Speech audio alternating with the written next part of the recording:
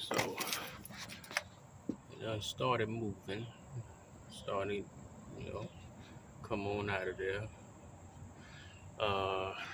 So the best thing to do is to jump up in your car and turn your wheels so that the bolts can be exposed a little better. Cause it's taking me 2 hands on this hammer, mallet, whatever you want to use. So mallet is better, that way you ain't, I'm using a hammer, so you see the damage I'm doing. So if that bolt don't go back on, I'll just have to shave this metal off.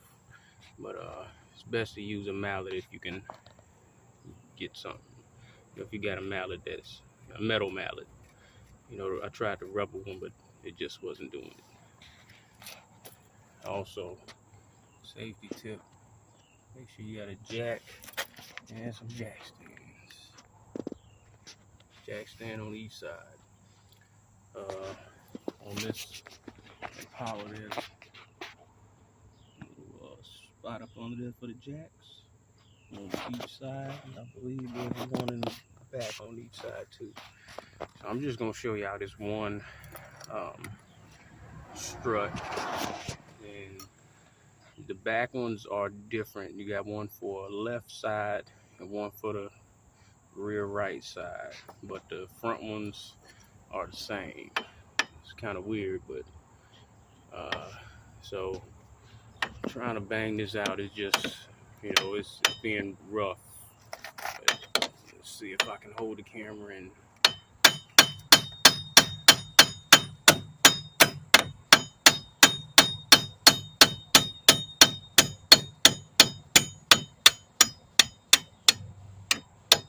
like I said, don't knock out the top pin all the way, or dislodge this whole assembly, and then it'll wedge this bottom bolt in. So but once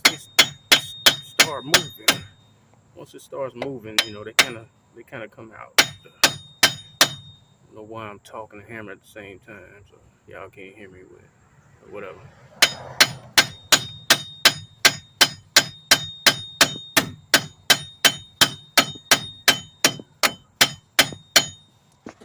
All right, pause so I can get this out. It ain't moving as much as I need it to. 1 second. All right, so got that loose.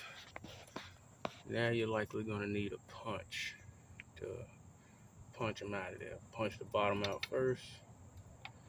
I ain't gonna be able to hold the camera and do this, so when I knock them out with the punch, and they already loose, so they're gonna come right out. But you just punch it through, it'll fall out.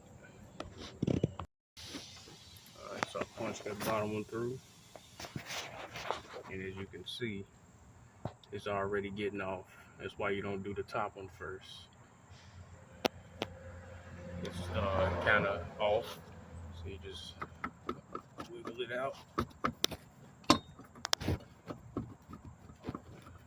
Yeah, see, and this is what'll happen if you do the top one, but it'll be worse.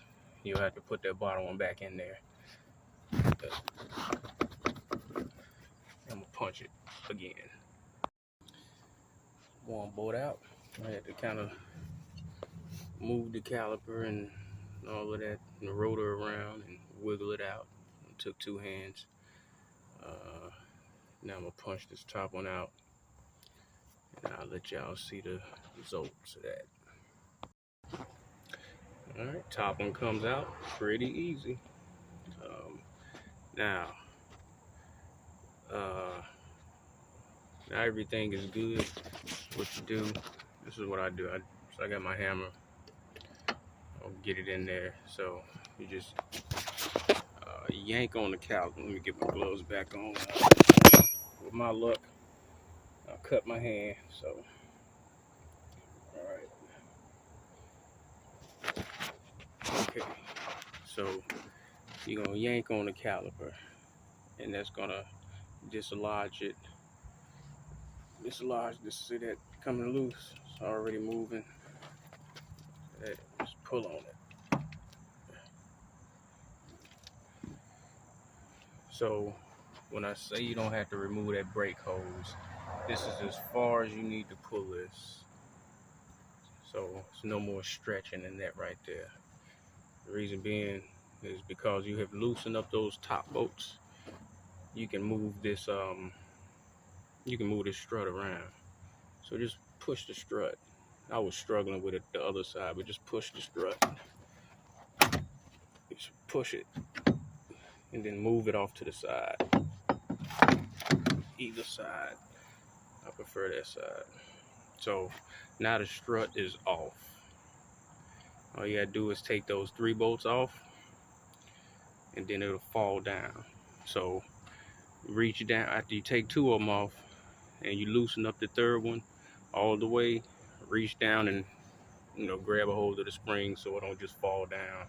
Probably with my luck, it'll fall down, tear this boot up. It's just, or this sensor, that's just my luck. Maybe y'all got better luck than me, I don't know.